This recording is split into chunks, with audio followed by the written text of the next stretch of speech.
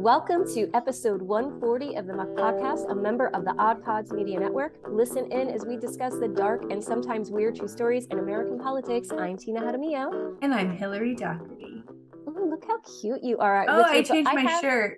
I have 2022. that same shirt that I know. you designed. I did design it for the Dolphins. I love the heart. Yeah. I love it. Last time we did it for 2020, it was just the rainbow colors, but we have to include trans, and we need to include the everyone in the heart. Yes. So no problem. It only took me 20 hours to figure it out because Alfredo's very demanding. He's you know. Oh, he's a perfectionist, but then everything turns out beautiful. Yes. My sanity's gone at the end of it, but sure, the fucking graphic looks great. The graphic looks great. Oh my god. We should switch up sometime where I do the opening. Like, let's throw people off where I'm that would be welcome fun. to the yeah, oh my god, that would be so fun. So I just have to say I love Alfredo, and I don't think people realize the amount of work that goes into running an organization and running an organization well. We have been parts of various boards, and they've all been lovely boards. But the work of the Dolphins, I don't think it would be anything what it was without being under the helm of Alfredo. Like, absolutely. He works tirelessly. No, it's incredible. And it is because he's so particular, and because he wants it to be professional, and he wants it to be good, that it's as good as it is. Absolutely. And it's easy sometimes, I feel like, to stand on the sidelines and critique when you don't realize when you're in the thick of it, of what the work is. And the worst, the thing to me that's I don't think people really acknowledge or recognize that we're volunteers. Like this, yes. Alfredo alone probably gives thousands and thousands of hours. Thousands of hours. I don't even know how he does it. Without any sort of, there's no monetary payment, which is, again, we've said this on the podcast many times before. Most of political organizations are run by people for free. Like, these are volunteers who are involved in doing it because they want the best for their community or their club or their caucus, whatever it is. They're doing it for the good of the party. That's what they like to say. For the good of the party. For the good of the party. Because there is no money, number one. Number two, it's you're doing this in an effort to get something else done. Like ours is to get it now, right now is to get out the vote, right? So we're trying to do fundraisers and earn money, sell t-shirts. You can get this on, I guess I'm going to shill. Can I shill for the Dolphins on Muck?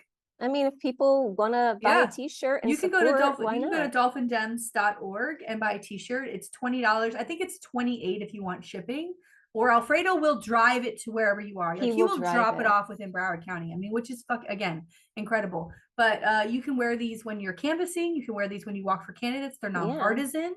And it's a great t-shirt to promote voting. But we're doing those things to make endorsement cards, to promote candidates that are pro LGBTQ. I mean, all of this is an effort to get people to go out and vote and educate voters, inform voters, and do all of that leading up to the November election, which is going to be here before we know it. And, oh my God, Florida's got a lot. We got a lot on at stake here. Oh my God. Don't remind me. Yeah. Oh wait, we do a political podcast.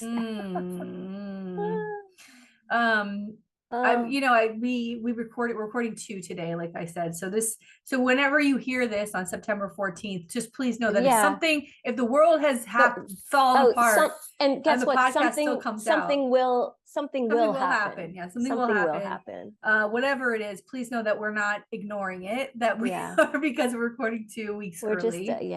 And that's why sometimes it is hard to do it weekly, but I like that we do it weekly because there's so many things that happen, and it feels stale talking about it 3 weeks later. You know what I mean? We used to do that. Remember, we used to do 2 weeks ahead of time, and it gave us a good buffer in case something happened. We had that buffer, but it's for our timely for news and the way that this world works now. We have to do it. We can't.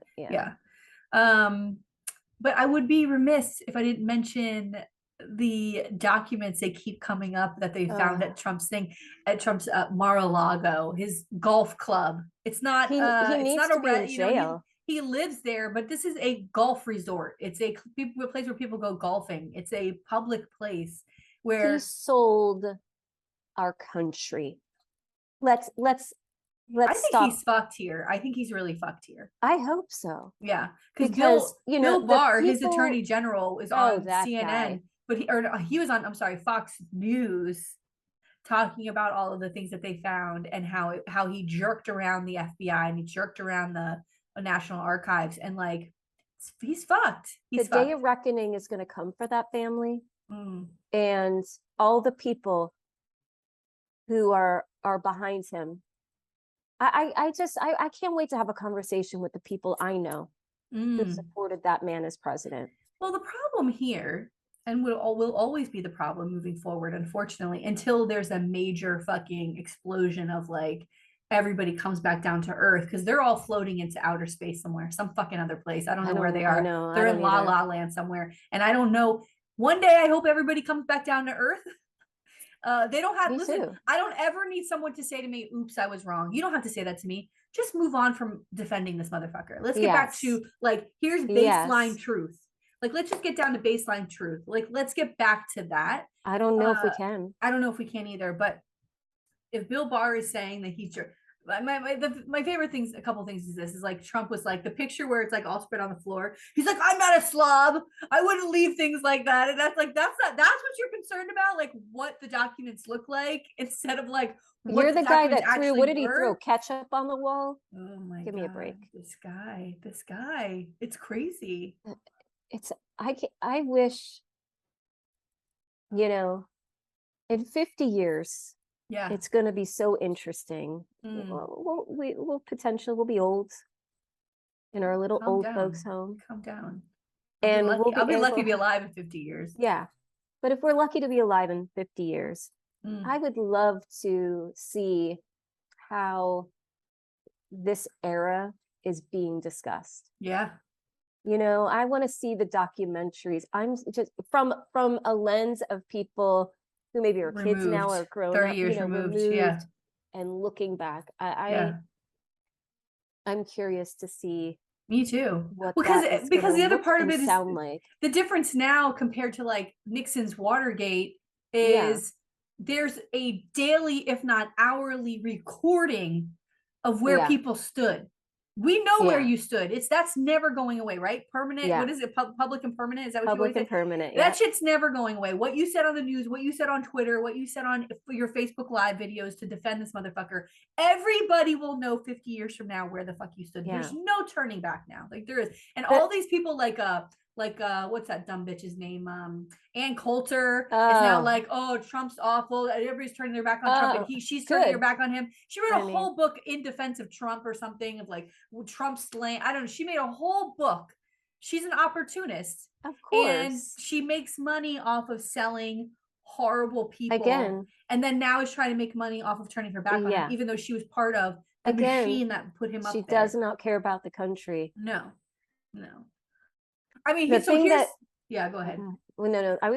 This is shifting gears a little bit, but the thing that is frightening about when you were talking about like, here's the video, here's this, I was reading about sort of the FBI looking into that technology, because they're like that, like there could be a video of me, someone could take this and manipulate it and show me speaking, and it looks and sounds like me, but it's not me. Yeah. And I think they said that it's within the next like 1 to 5 years that like people will, like regular people on their computers will have the ability to manipulate and create these. And then how do we discern between that's what the president said and that's what didn't say, and hey, we're gonna launch a nuclear war, right? Like the stuff that people could say. It's that part to me, the more that we progress to decipher through what's real and the way that propaganda is going to work is the thing that frightens me for the future. Absolutely. Yeah, of course. That's the thing that frightens me, because it's one thing with propaganda and speaking and putting things out. It's another when you're like manipulating video of like what people are saying and doing. I don't know. Well, the other thing about that happened this week that I thought was fantastic, and maybe I'm hoping is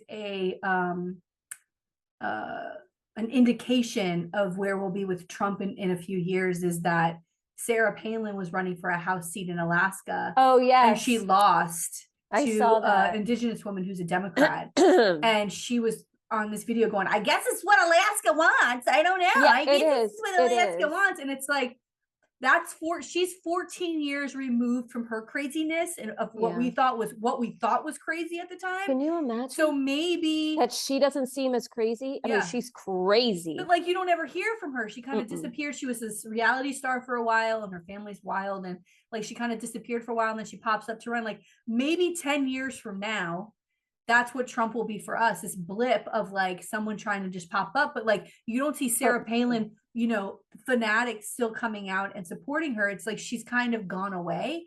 And I'm hoping, but she like in her own home state where she used to be governor, and she runs for a fucking House seat, she loses, then we're all right. Like Alaska's all right. I hope so. I saw that and I was like, oh my God, please. It's a possibility. I mean, she was as wild. I mean, Trump was the pinnacle of crazy, but like that well, was the we have DeSantis, so let's not. That's true. We're in trouble. We're in trouble with this guy. We're in big trouble. The country is in huge trouble. Like, but here's the part that we know. We've known this is coming. We've known he's going to run for president for at least 4 years, and that's not for another 2 years. So like, we know he's coming. I hope people are getting prepared for this and getting ready. I hope the Republican Party, Democratic Party. Yeah.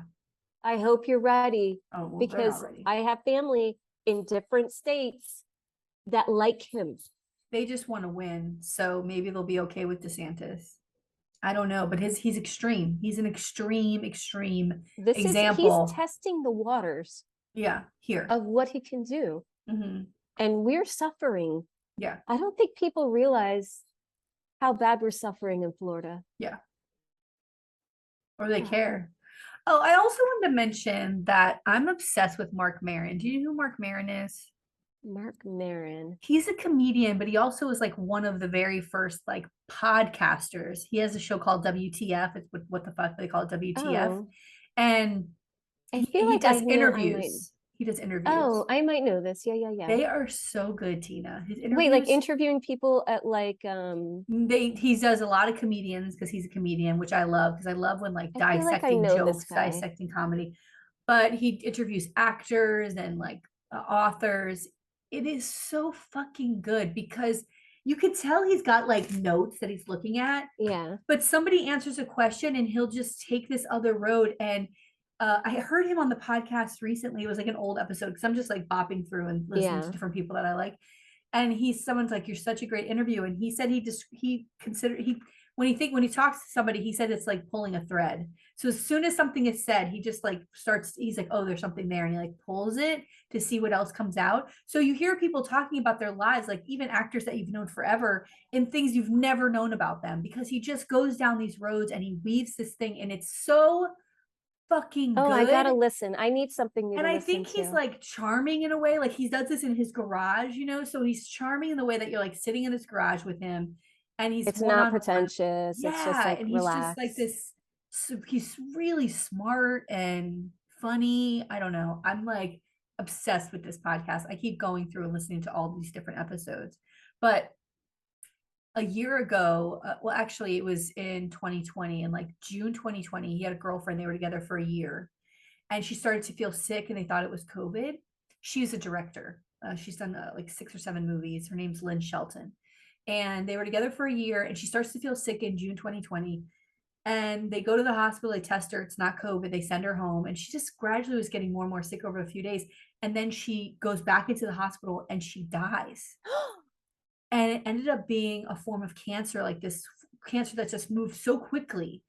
And I don't know if she had been feeling sick before that and didn't go to the hospital because of COVID. Remember, March was 2020. Yeah, so you couldn't go, so she dies. So I didn't realize any of this until I'm listening to later episodes. And he did one with Andrew Garfield, the actor who played Spider-Man. I love him. That is such a great episode. But his mom died in the middle of COVID from cancer. And so they start talking about their losses, and they're both crying. Oh, it's fucking crazy good, where I'm just like, oh my God, it's so good. But so a lot of his episodes in the last few years have been about, you know, he mentions her or he starts to cry during the episode talking about her.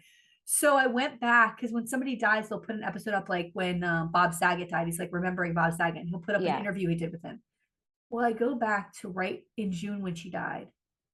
And he always does a little intro beforehand. And then he goes, well, here's he's crying. He's like, Lynn died 2 days ago. And he's like crying. And he tells like what happened, like what I just told you. And he's like, here's the episode where she first came on the podcast. He's like, I was hesitant to have her on because I guess she was friends with or had worked with his ex-wife. And so he didn't know like how that would work out. He's like, but you can hear like instantly we were connected. Like there was like this easy, like at ease.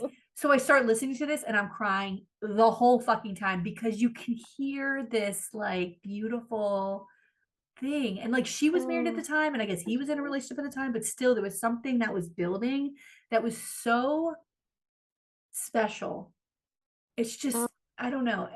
It's so fucking good. It's such a great podcast. I can't wait to listen to this. Oh my God. So he's like this podcast like originator. You know what I mean? Like yes. Fucking great, Tina. Gotta listen to it. Yeah. Anyway, I just wanted to share that because I think he's amazing. I'm a little obsessed, and I keep looking to see if he's coming here because I'm like, fuck, I want to meet Mark Maron so badly. Like I would love to meet Mark Maron. Let's get him on the podcast. Oh make it happen. Make it happen. Oh my God, I would. We'll go to a meet and greet, and then we'll be like, hey, come on our show. Oh my God, I would love it. He's so cool. A lot cooler than me. Oh, all right. Please. Oh, most people are though. Oh, please. You're the coolest of the cool. Oh God, please, girl. Oh wait, it's my What's time. Nerd. Yes, you're my first. time to go first. Let's go. Okay. Today, I'm going to tell you the story of former district court judge Jarod Calkins. Buckle up. This story's, not as fun as the last one. Okay. As last episode. God. All right. So Jarod Calkins earned a seat as first district judge. But when he gets caught paying for sex workers, he finds himself on the other side of the bench. So our story takes place in Monroe County, Michigan. Legalize sex work. Yes. So, and I'm going to talk about that. I really don't have an issue with the sex work. There's another component of this story that I have very great issue with. Okay. And this whole thing. Yeah. So our story takes place in Monroe County, Michigan, and according to Ballotpedia, Calkins got his law degree from the University of Toledo College of Law. He worked as a trial lawyer for 10 years. He focused on family and criminal law. And then in 2014, he was elected to a 6-year term to the Michigan First Judicial Court. And so basically, I'm just going to jump right into it because there was nothing really stellar about his career. This happened, he's elected in 2014. He's, gets sworn in 2015. This happens in 2016. So he doesn't serve for, there's not much about his judicial career. I mean, he was a judge and nothing remarkable. He won awards as lawyers and things like that as a lawyer. But from October 2015 to June 2016, Calkins was caught under surveillance of a prostitution ring. And that's their word, not mine, because, we use the term sex worker. Now, here's the thing. Like I said, sex work should be legal because if it were legalized, it would be safer for those involved with sex work. The issue that I have with this story is the violence that he enacted on these women. And really, they are women, but I almost want to say girls because they were very, very young women. These were 19, 20, 21-year-old women. Oh my God. Yeah. And come on, dude. This is violence that they did not want to engage in. Right. They thought it was going to be, oh, you want to do some BDSM, like kind of playful. And he takes it to really like a level of torture. It's remarkable that, and my opinion that I think this guy, he's already released. And my opinion is I don't think this is a person who's going to stop doing this kind of stuff. Right. You know what I mean? I don't know. I feel like when you're doing this kind of violence, like maybe jail time will stop. Who knows? I think he should have gotten a lot more, but we'll get into it. So basically, he would go on to like different websites, OK Cupid, you know, things like that, like dating sites. And he was like in his 40s, but he would present himself as like in his 30s. And he never really like showed his full picture. Like he would be in suits and stuff, but like not really show his face. Again, he's a judge, right? And he would give these, so he got in trouble for a couple of things, but he would pay for like Uber rides and things like that. And he went by the alias Michael Collins, and he would often offer to these young girls like, I'll be a sugar daddy. So he reported, so the women did say like that he expressed like an interest in like sadomasochism. But again, they were like, oh, he just seemed like, oh, let's kind of try this out. You know what I mean? Like they didn't realize like what they were actually getting into. I mean, he bound, gagged, beat, choked at least 4 of the women that he engaged with. And the other thing is, yeah, these girls were adults. They were, a lot of them college students, you know, or young girls like trying to make ends meet, whatever.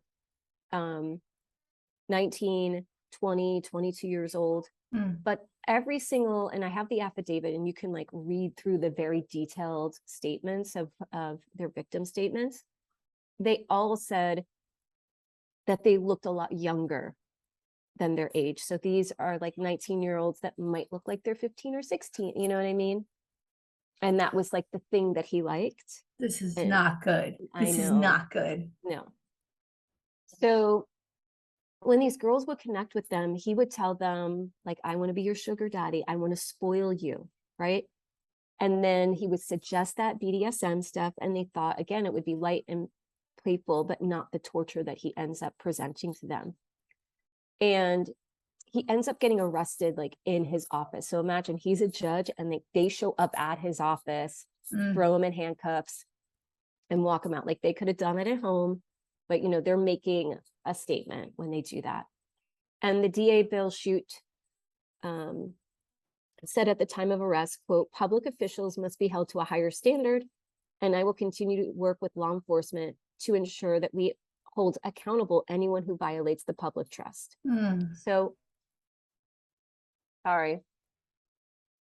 In March 2018, he ends up getting charged with 4 counts of hiring sex workers, 1 count of transporting a person for that purpose, so the Uber, right? But then they drop all of those charges and they replace those charges with 4 felony counts of misconduct of a public official. And they do that because they want to protect the identities of these victims, because the victims, like, right, they don't want their right, which is understandable, especially after what he does. So some of the women, and I'm going to not go through all of it, but I want to give some of, so you can understand like what he was doing.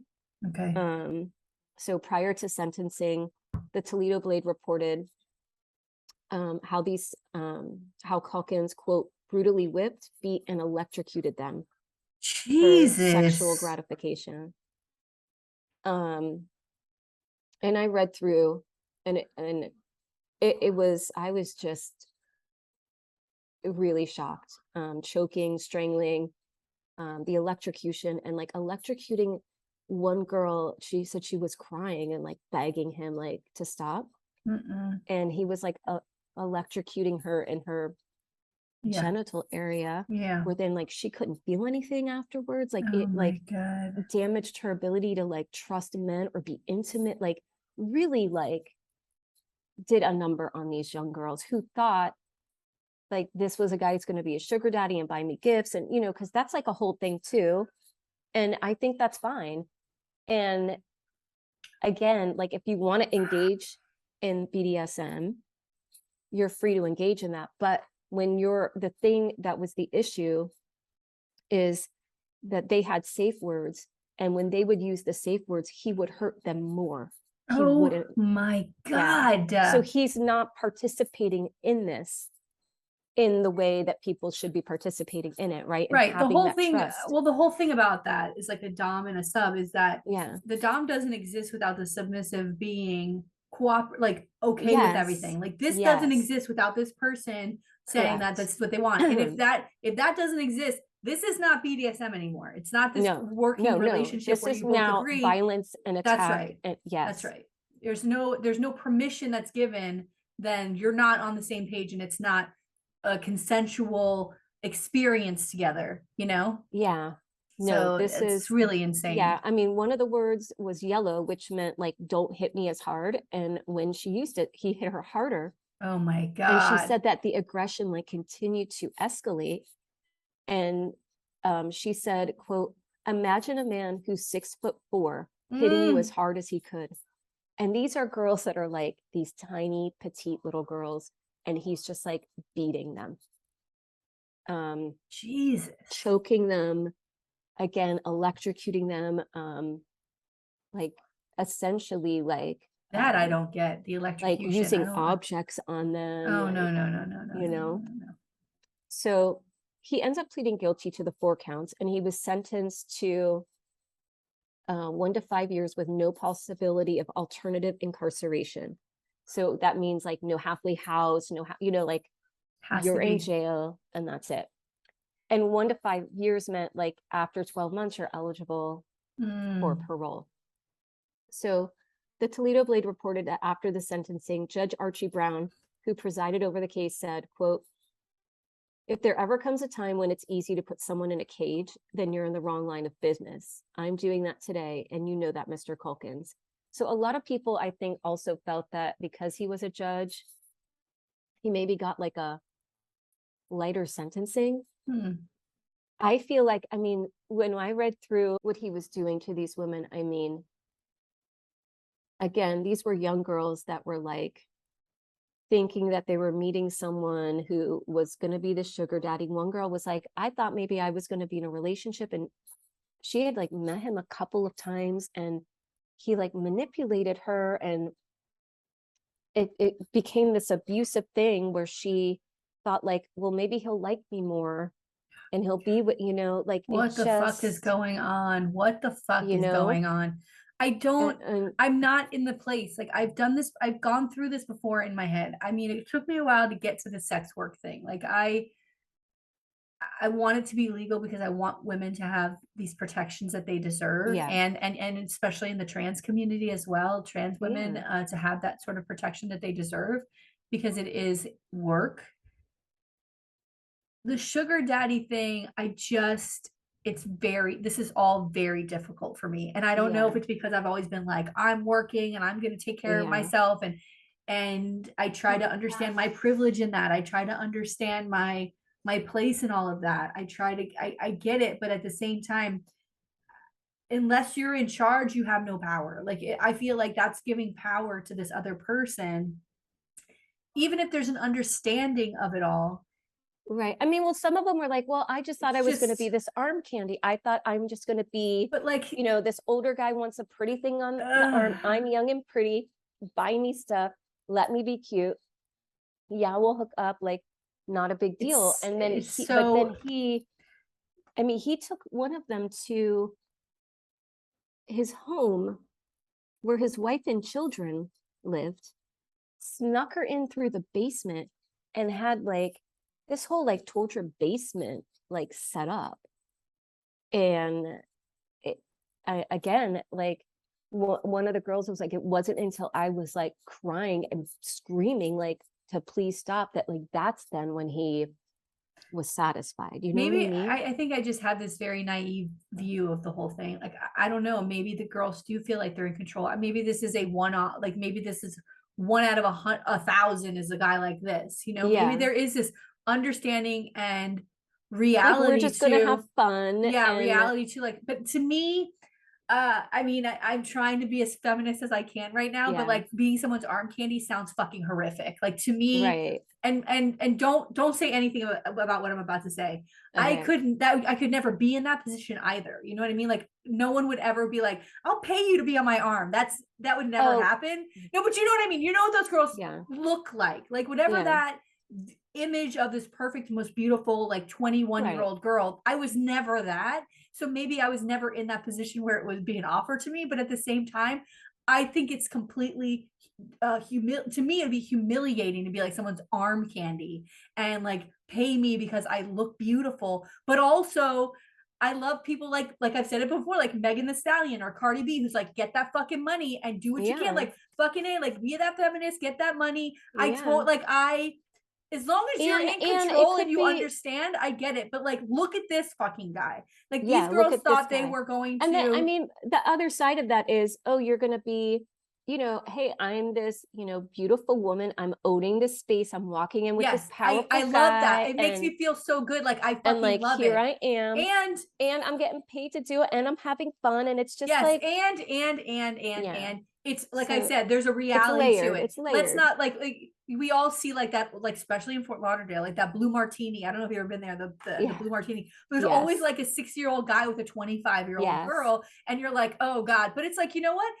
They're living that like Yeah. reality of like maybe they're both on the same page of like, I'm older. I know that you're not like, Yeah. you're here Let's because just of have my some money, and fun. he's aware of it, and that's how it goes. Yes. I mean, I don't know if you've noticed this because I know that you've been offline, but the last week is all on the internet has been about Leonardo DiCaprio Oh, breaking up yes. with this girlfriend. She just had her 25th birthday, and how he Yeah. doesn't date girls older than 25. He Yeah. like They breaks up put with them. I saw a chart. Yeah, it's They fucking did a chart. insane. And And like, I saw a funny meme about it though, that was like, 25 is when your brain develops, and that's when women realize like, I'm too much, like I need to get away from this guy, yeah, you know. he's But 47. He's yeah, 47. I And know it's like a pattern of it. that, Like and he's that's a seen it his power. whole It life. has to be a It power is, thing. it is. But But then he's also, also like, I'm Leo DiCaprio, like I could do whatever I want. yeah. But it's Why also aren't like now where's you're the known female for it. It's version of not like that? just like, is he I guess he's not embarrassed by that, but like you're known for like only dating girls at this certain age. Yeah, And by the way, you're 47. What the fuck are you talking to them about? Like, what are I you? He's know. with them for years, though, at a time, right? Like, they're dating for 3 years. Like, what is Yeah. happening in those 3 years? What is a 47-year-old man talking to a 22-year-old He's about? not. What, They're just right? getting down. They're just getting down, and then he's like, "All right, bye." Aren't you tired at that point? I guess not. I I don't think I know. underestimate the penis and the I draw of don't that, know. The right? other one that they said is like that is our favorite, Jeff What? Goldblum. What about him? He's only dated women very, very much younger than him Jeff too. Goldblum's married. You must be talking about somebody else. His wife's like his age. Oh, You know who you might be talking about is it was Jeff somebody. oh God, I just thought of it and it went right out of my head. Dang it. No, not my beloved, not my beloved Jeff Goldblum. I thought that it was, and I was like, dang it, because I like him too. No, he's married. He's got a kid. He's got a kid, but Oh, his wife's like, if she's 10 years younger, maybe, but they've been married for a long time. But she's older. oh, She's like closer to his okay. age. Dang it. Correct us. Send us an email. But I don't know. I maybe I just there's a part of me that's just like, don't you want, isn't there somebody you can meet that's like meets all of those things, that's like Yeah. beautiful, whatever, if that's what I you're know, into, but but I like can think it's actually also hold a part of our conversation with I think you? it's also part of our culture, unfortunately, where there's an expiration date, it seems, on women and not on men, Right, especially in like the Hollywood world, you know? right. I mean, look at George Um, Clooney. George Clooney dated and dated and dated and didn't want to ever get married again. He had yeah, been married for a few years, like years ago. But then he meets this woman. She's gorgeous. She's yes. an international, like a She's got lawyer. her, Like yeah, she's got it all together. yeah, she's stacked. That resume is stacked. Yeah, And that's who he marries. So, but you have to actually like open up your mind to date women that are closer to your age. You yeah. know what I mean? That aren't like, I mean, he's not, Leonardo DiCaprio is not even trying. He's not even trying. It's just like, oh, she's a No. model and she's 20. I'll take it. Like, Yeah. what the fuck? Maybe he'll settle down one day. No, it's so Well, this like, guy, Calkins, this is what he had to say after his sentencing, according to Monroe News. I was isolated. I was attempting to fill a void. I failed my wife, family, and the community. I did not maintain the moral standards that go along with being a judge. Yeah. So let me just say something else before you go on. Okay. I also want to say this. I'm not saying that these girls should not have been doing what they do. They didn't deserve what happened to them at all. When you get into these agreements, you're supposed to be able to put a certain amount of trust into the other person, and they're supposed to trust you. That's when and so they were trusting him. We have safe words, and he's ignoring that, and he's hurting them. Nobody deserves this. And the other thing that he was doing was like they would be texting every single day, and like feeling like he was going to be in a relationship with them and leave his wife. And like they were like, I asked my friend, and my friend was like, well, if he's going to leave his wife, like give it a shot. Like maybe you could try the BDSM, like, because he's like, oh, would you be interested in? So that's how he like lured them in. Yeah. And only to hurt them. Like, it's not good. No. So that even if it's sex work, somebody doesn't deserve to be beaten or electrocuted, or like these things are not okay. If you agree to it and that's what you're into, yay. Yeah. But if you're like using your safe word and that is being ignored, like, no. No. Now you're just torturing. I mean, these women all said that they now have, it's PTSD. Yeah, no. They're in therapy. They cannot trust relationship. Like he has. And these are young girls, like now that the relationships moving forward in their life, sort of stained by this trauma that they went through with this jerk. Yeah, no, he's a shit. So he ends up getting disbarred, thankfully. Good. So he loses his Michigan law license. And I mean, I don't really have much as far as points of interest. Like the thing I just found like the most bizarre was like he's going to hotels, of course, to do this, but then he was like sneaking some of them like around back in his house. It's like, like your family's there, like you're torturing and hurting women, and your kids are potentially like upstairs. Very upsetting. So this story like blew my mind, and it blew my mind that he got 1 to 5, like with the idea that he could be released as soon as he could have been released. I believe that he's out. I should have double checked that, but he's, to me, like when you're doing, like when I was reading like the types of like, I mean, strangling these women, I don't see him as someone that is going to just stop doing that. You know what I mean?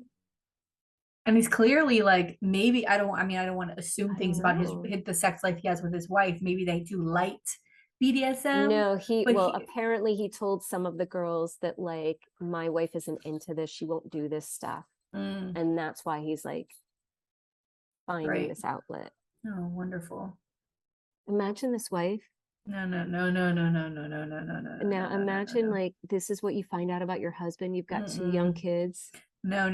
I can't even imagine. Like that's so fucked up. It's so fucked up. I tried to see like, are they divorced? Are they still together? Like, and I couldn't. There was really not much about her. Like I found her name, but I could not. There was no statement from her. There was no like you have to leave, that they right. You have to leave. You have to leave, right? I mean, it's one thing if you're like, oh, he's dating other people or he's having affairs, he went or went to see a sex worker, like whatever, like. So that's why, like, if this was just like a sex worker thing, I wouldn't have even done this story. Really, it was this other component that, oh my god, it's so messed up. Was just shocking. It's so messed up. And I don't think he electrocuted all of them. Oh my god! And then some of these devices that he, I was like, oh my god, these girls. It's not good. Yeah. So sorry, that's my story. Oh, that's it. Okay. Sadistic Judge Jarod Calkins. Yeah, another short and sweet, but love it. Love it, hate it. Yeah, I know. Hold on, I'll write down "love it, hate it" as I mean, what a monster. Listen, I think it's so funny because you go to Netflix now and there's a show called Build Me a Sex Room. I don't know if you've watched any of it. No. It's really good. It's got this like English, almost like a nanny who's like an interior designer, and that's what she does now. Somebody had asked her to do the design of a sex room, and she was so into it. She's like, that's all she does now. So the whole show is like, you go and you meet this couple, and it's like some of them look like very sweet couples, like, yeah, we like this, this, this, and this. And she's like, okay, and she builds room. But what I feel like the show is really about is exposing the world to this idea of play, like in the bedroom, which I think there's nothing wrong with it. Fun, yeah, it's fun as long as you have a partner who agrees with it and goes is into it too. And I think that that's the most important part of it all, because I'm not a stranger to some of these things, but it's like you have to be able to have those conversations and say, and I'm also at the age now where I go, okay, this is what I like, right? Like, here's the things that I know that I like, and here's things that I'm curious about. Like, you can have those conversations, and then if the other person's like, I'm good, then that's it. You don't then force them to do anything that they don't want to do. And I think it's really sick of this person to do this, because he's not into BDSM. That's not even what this is. This is straight up fucking torture. That's what he was doing. And I don't think it's fair for him to assume that just because he is paying someone as a sex worker. And the other thing that was interesting is this one girl, I just you could see that she was still so naive, because they are still like 19. It doesn't mean like when you turn 18, like suddenly, I mean, now, like as women in our 40s, we're like, God, if I only knew then, like, what we know now. Yeah. She was like, he said he was going to buy me gifts and he was going to do this. And I kept waiting for him to give me a gift, and he just threw like $50 on the table. Like she thought like that she was in this other thing with him. You know what I mean? And he's not looking at it like that. No, not at all. He's trying to make it sound like that. Yes. And I also think that there's this thing now of this sex positive movement, which again, I'm fucking here for. Believe me, I am.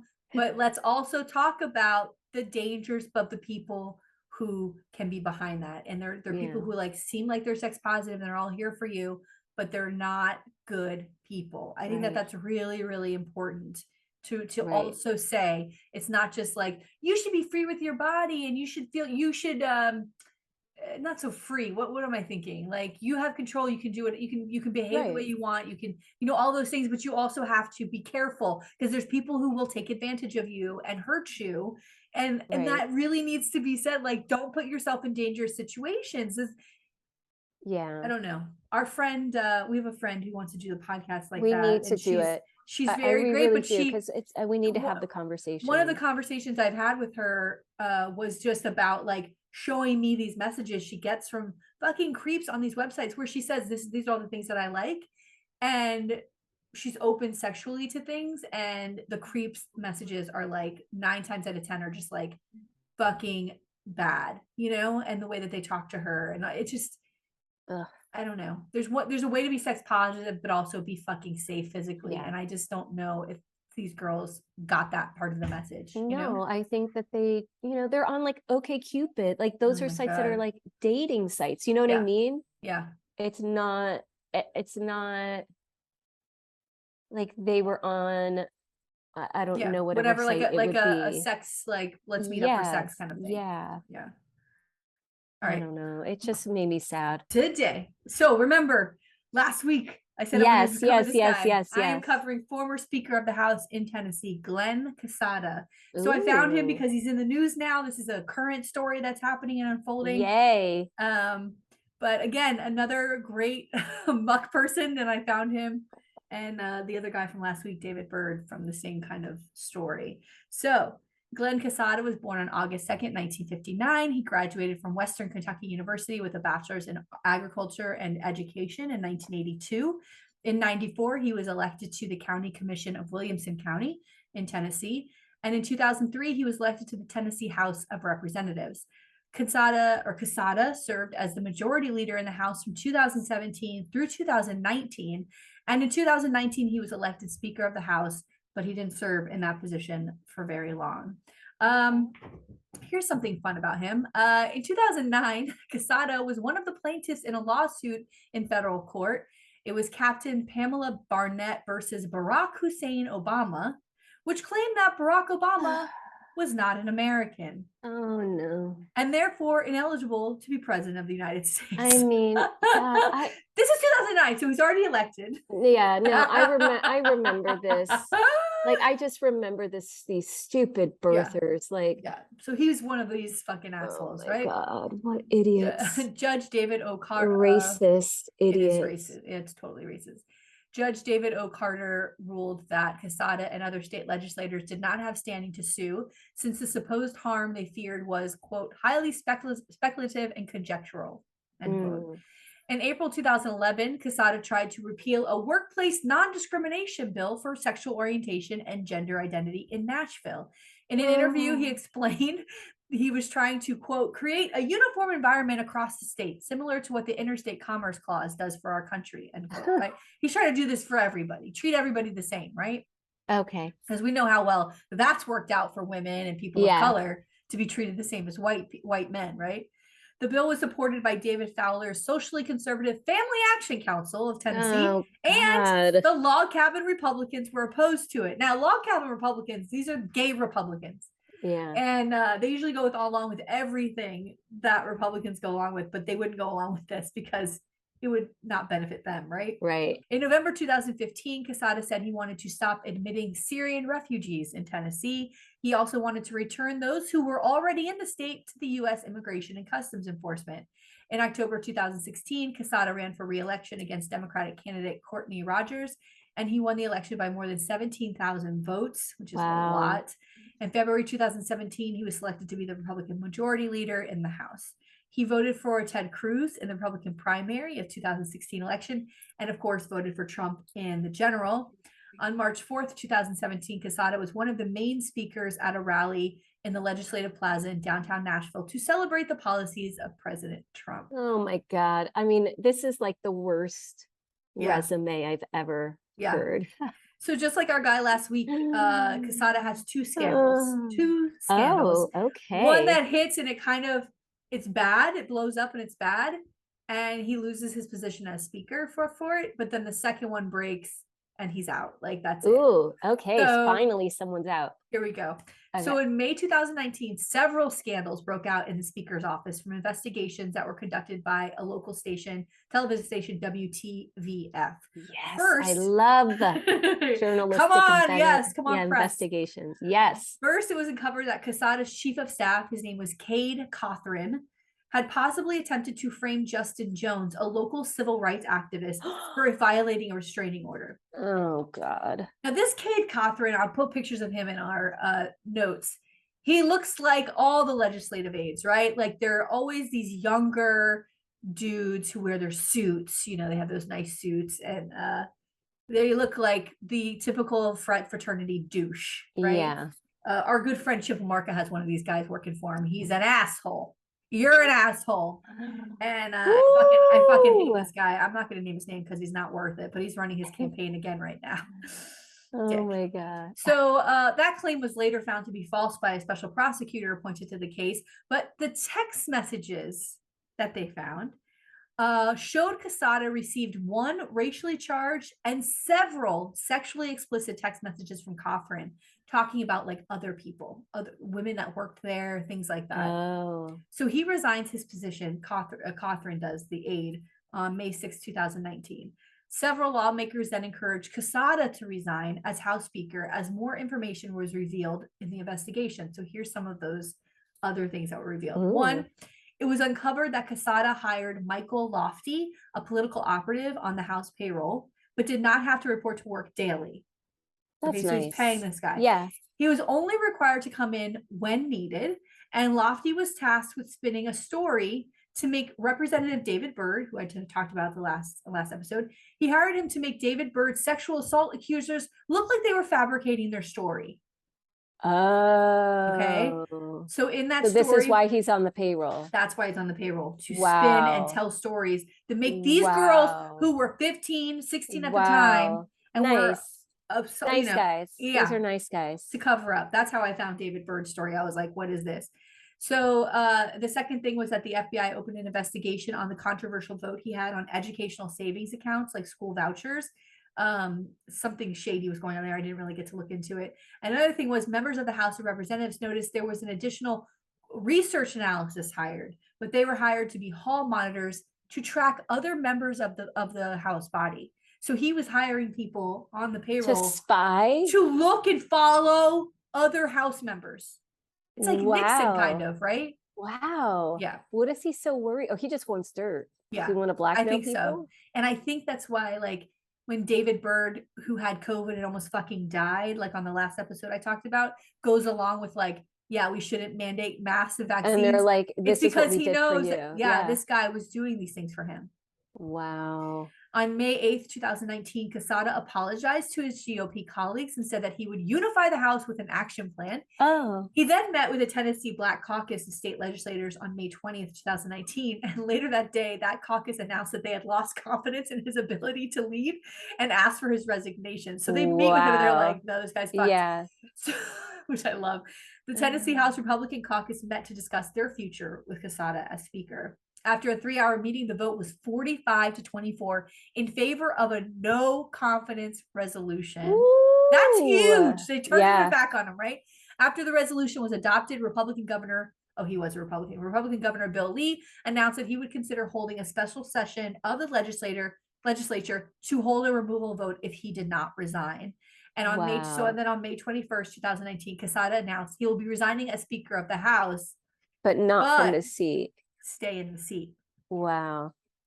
What a jerk. What do you think about that? Like, why wouldn't you just leave altogether? Just leave. Because because these people cannot leave. Right. I mean, he's hiring spies, he's hiring like storytellers, like he wants this power. Yeah. And he probably has dirt on other people. He has to. That's what I was thinking. But they still voted to remove him, which is like, but he stayed in the seat. And they were okay with that, which again, I don't fucking get either. Like, if you, because they're probably like, all right, we need to show that we did something. Yeah. Right. And so then we could say, oh no, we removed him from the seat, right? We took some action. Yeah. And it's just they're like, not going to push I feel like it. if one stinks, you all stink. You know? Okay. So here's how I found him. This major scandal happens, which is so fucking great. Yes. In January 2021, Casada was one of several current and former Tennessee legislators whose homes and offices were raided by the FBI in relation to an investigation into the laundering of campaign funds. Oh, he's taking money. So good. In March 2022, federal prosecutors alleged in court documents that Casada, his former chief of staff, Cade Cothran, who I mentioned earlier, and former Tennessee House member Robin Smith had prominent roles in setting up a shadowy Chattanooga-based public relations firm known as Phoenix Solutions. So Phoenix Solutions LLC would be used to provide mail and consulting services for members of the Tennessee General Assembly, which is like the House and the Senate, and also served as a source for laundering illicit campaign money. Wow. They're just funneling money. They're just funneling money through this. This reminds me a lot of what's happening right now in Florida with ghost candidates. There was a ghost candidate in Miami that took votes away from a Democrat, and the Republican won the seat. And now we're finding out that tons of people were behind that, and they're all being found guilty. In Seminole County, the GOP leader, president of the GOP in Seminole County, Florida, was just found guilty yesterday or the day before. So like, that's a small potato compared to like the other people who are in there, and they're all fucking going down for it. Oh, I can't wait till that. By the way, not worth it. You're head of a fucking caucus. Why you're a volunteer? You're gonna cover up candidate. What are you doing? Get what out. Are you doing? Get out. It's stupid. Yeah. Participants in the scheme falsely claimed that the firm was operated by an experienced political consultant named Matthew Phoenix, right? Oh my god. But he was fictitious. There's no such person as Matthew Phoenix. Several state lawmakers were alleged to have participated in the scheme, with Cothran engineering the kickbacks which were given to Casada Smith and other assembly members. Wow. So people are paying into this thing to like get mailers or whatever, but that money was then going, it was like it was laundering, right? You put it to here, but then it was a little slush fund, man. Yeah. Wow. Yeah. Court documents suggested that both Casada and Cothran provided court testimony acknowledging the roles which Smith and other Tennessee General Assembly members had in the kickback scheme, though they were not named. So these other people weren't named yet. Smith pled to a single count of honest service wire fraud, while also alleging that she and Casada pressured the House Republican caucus and lawmakers to do business with Phoenix Solutions, including work on taxpayer-funded mailers. Ooh. So how much did they funnel in? Did it ever? It didn't say. I don't see. This is still so new that we don't really know that kind of details yet. Yeah. So all we know right now, like the aftermath of this, is like former state rep Robin Smith, who resigned after being indicted on federal wire fraud charges, will testify against House Speaker Glen Casada. Good. Yeah. Attorney David Bridgers. She did. Attorney David Bridgers of Nashville said, quote, "The plea agreement contemplates that defendant will cooperate with the government in this and related cases. It is anticipated that the defendant, Robin Smith, will testify United States versus Casada et al., recently set trial for October 25th, 2022. Ooh, it's coming up. Yeah, the defense and the government suggest that the sentencing hearing in this case could be projected by the end of January 23 at the very earliest, giving the projected length of the Casada case and multiple defendants. So we don't know, like, what's I can't wait. We'll have to do an but, update on, like, oh my God, does he go to jail? But, how like, much money? How dirty is this guy? So I mean, bad. He's spying on people. Yeah. He's up to no good. Yeah. He's up to no good. But I wonder, with all of his spying, he's probably spying on people because he knows that he's doing shady stuff. And so he wants to maybe know, like, do they know what I'm up to? Yeah. And he uses it against them, right? Like, you know that that David Byrd was so silly with the fucking masks and the vaccines, even though he almost fucking, I can't wait for you to see that guy's picture. Oh, he almost dies and he's still coming out against it. And it's because they had all this, they helped discredit sexual assault victims. My God. Like, what kind of person are you that's what you know, and then that what kind of person are you that says, yeah, I'll take that job? Yeah. You know what I mean? Yeah. They had to pay him a lot. I mean, they put him on the payroll and that was all he was. He never came to work. Yeah. Must be nice as be a needed. Scumbag. As needed. Must be nice to be a scumbag. Yeah. But Tennessee is one of those states where it's a red state. You're expecting, but there's Democrats that work there, but still it's a red state and they have to, and this is the kind of fucking people that are leading. I expect shit like this to come out. Like when the Seminole County GOP chair is found guilty in court, did DeSantis send his voter attack team that he's going across the state to arrest 20 people? Did he send them to Seminole County to see what's going on with the GOP there? No. Because he doesn't care. Did he send them to the villages in fucking North Florida where people voted twice and were convicted for it that were Republicans? Did he send them to the villages to investigate with his fucking attack dog? I mean, it's very clear. It's very clear that this is just directed to Democrats. It's just for his campaign. I mean, he's such a showboater. Yeah. You know? And what is he, when it comes down to it, what has he actually done that's stuck? You know what I mean? Like, all of these things that he passes go to court and get thrown out and go to court and get thrown out. Like, what has he done that's actually stuck after all of these years? That's good. Like, what is it? Nothing. But he's gotten a lot of great press along the way for his presidential run. Wow. And again, it's these voters are going to vote for someone who is selfish, who has his own agenda, who is making his little pathway to the presidency, and they can't see it. Yeah. They can't see that he's using them and using their little triggers to boost his way up. By the way, I don't even think that they know their triggers. I don't think any of these people are offended by any of these things until someone tells them they should be offended by it. It's true. You know what I mean? Like, half these people don't. This is what's happening in public schools. This has been happening in public schools forever. These are the books that your children have been reading that you've never been offended by until now you're offended. What the fuck? Half these people complain they don't even have their kids. They're like grandparents. Their kids don't even go to their grandkids. It's the stupidest thing. What the fuck are you talking about? Get the fuck out of here. It's stupid. It's stupid. I hate it all. Me too. I'm sorry. I feel like I'm such a Debbie Downer with my Rona, but oh girl, I'll be back. I'll That's be back okay. at it. It's also hard to not be together doing it. I know. Like It's as so far much as more like fun together. I it is, know. it is. I But that's know. okay. Listen, shit happens, life happens. You know, if you all were if we had like millions of dollars a week that were coming in from this podcast, I'd be like, oh, we can't put out content that's like Yeah. Zoom. I'd be like, we have to pull it together. But again, like true volunteers, we make no money on this podcast. Yeah. So PS, support us on Patreon. Yeah, please. Then we can get a studio. Look at us. Yeah, we need a studio. Then we can get a recording studio. Tina can sit 10 feet away from me and we can record in the same have room. like COVID glass.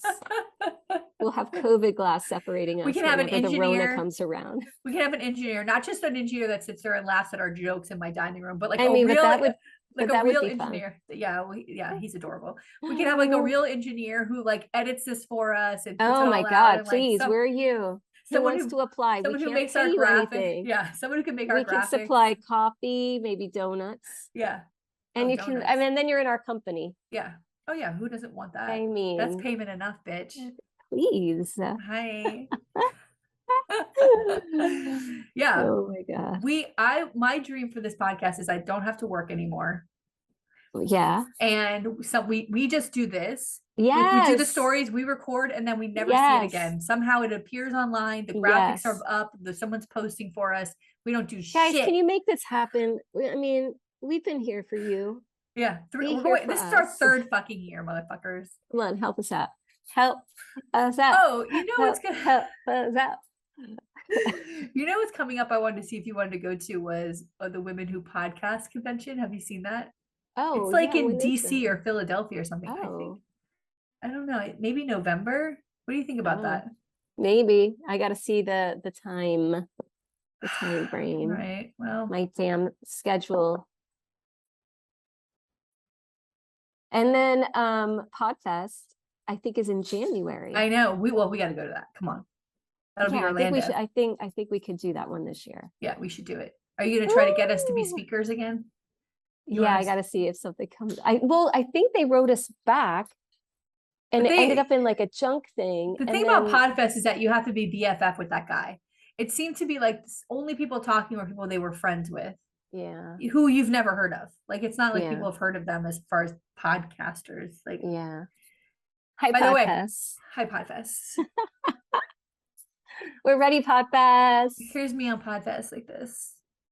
Ooh. By the way, I watched this podcasting video the other day. This is probably for offline, but who cares? You guys can hear it. Y'all like us. Yeah. There was this guy on stage and they were interviewing him, right? And he had this microphone and they were asking a question about like about social media and podcasts. And he goes, there's no one way to do it. You should just put yourself all over, like just sprinkle yourself all over. And I'm like, that's what I thought you were supposed to be doing, right? Like people, and by the way, how come people don't know that? Like, why does this guy have a video out where he's telling people how to fucking put shit on social media? Like, I think because there are people who think one place.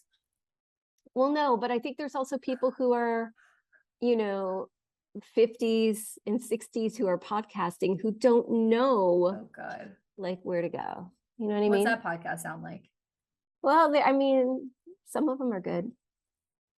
Oh, like Mark Maron, but he's been doing it forever. I even looked up how old he is. I'm like, is he too old or is he cute? I just don't know what to do with myself.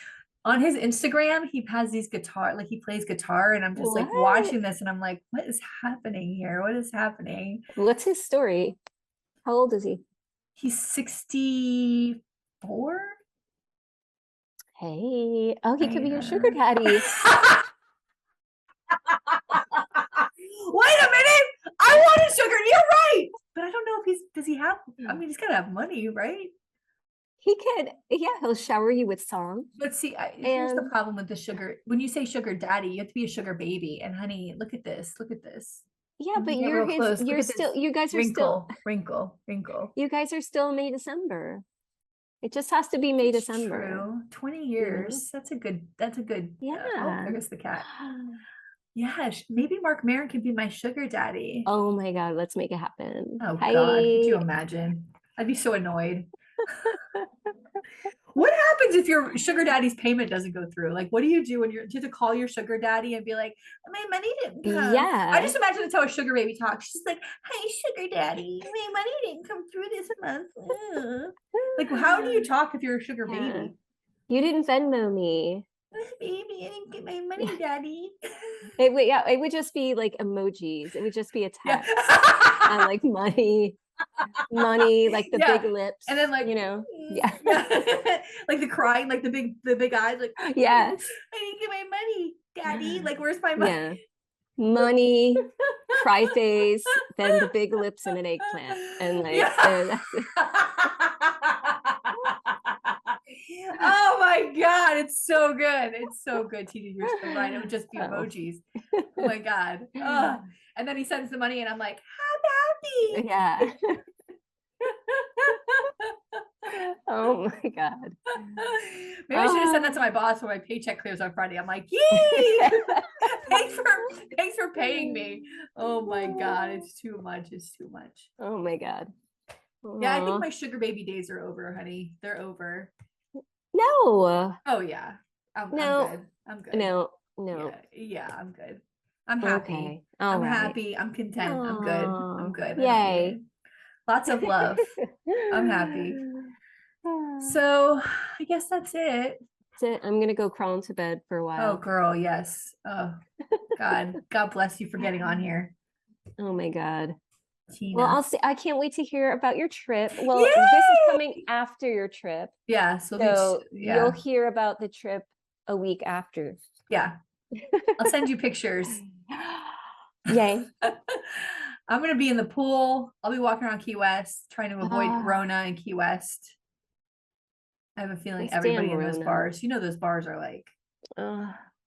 Yeah, but by the time you get the Rona, it'll be you'll be back. Yeah. So, and it doesn't matter, right? And you already had it. I mean, I've had it a month ago. So I was thinking we're backs were boosted. Now we have it. So we should be good for what, 3 months, 6 months? I think so. Yeah, I'm going with that. I don't want to do this again. I got to tell you. No, me too. That's how I felt. Like, I do not want to ever get this again. Oh my God. Not good. What about people? I've known people who've had it like 3 times. The fuck? I don't know how my children, I think, have had it 3 times now. Oh my God, really? They had it like in 2021, like right before school started. Then they had it in May 2022, and I think maybe they had it now. Gave it to me. I don't even know. I don't know. Okay. I don't know what's going on. All right. Well, I will see you next week then. Okay. Bye. Bye.